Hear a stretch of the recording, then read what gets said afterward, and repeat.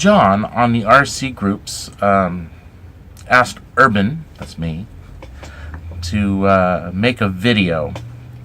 I wasn't quite sure what he meant by that. I didn't know if he wanted aerial footage or whether he wanted to know what my setup is for the Syma X8.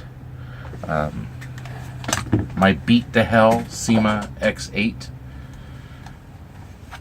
I have crashed this thing literally into everything. I've crashed it, I've bashed it, I've rebuilt it like 3-4 times. I've replaced more motors than I care to think about.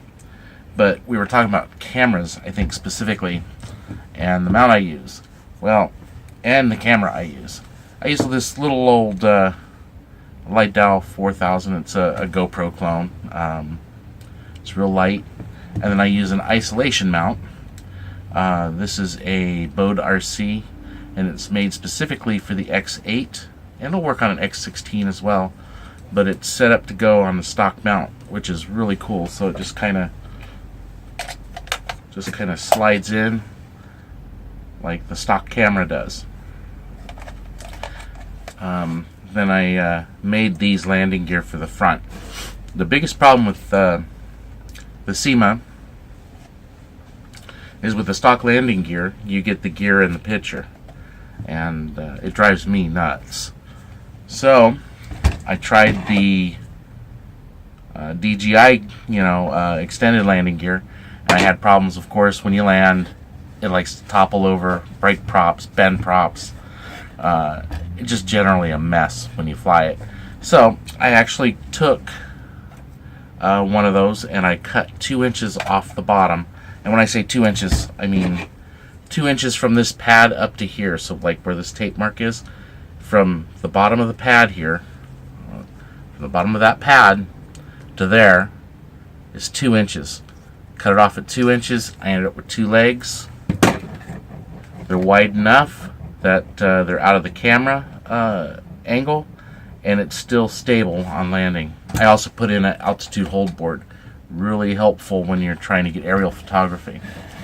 Now the footage I'm about to show you, it's not anything spectacular. What I'm trying to do with this, and this wasn't really for, I didn't intend to post it, but what it's for was practice.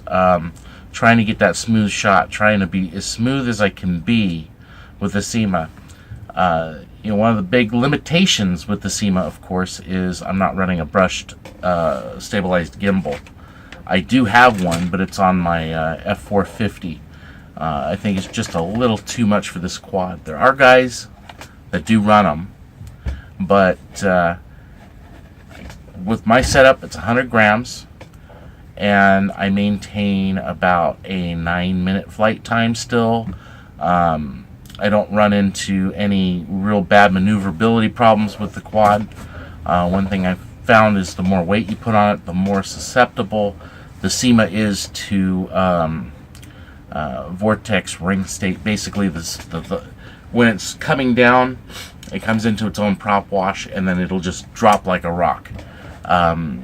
Keeping the payload around 100 grams alleviates a lot of that.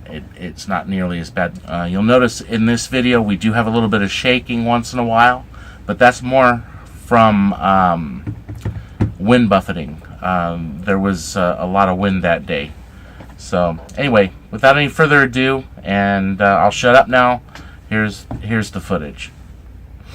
It's probably the last flight I'm going to get in for about 5 or 6 days. This isn't very exciting flying either. I'm just, it's more or less practice. The mosquitoes are just eating me alive.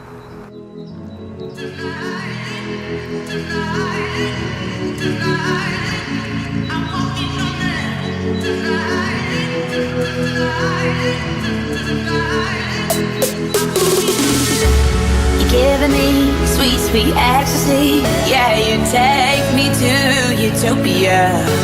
You're reading me like erotica. Boy, you make me feel exotic, yeah.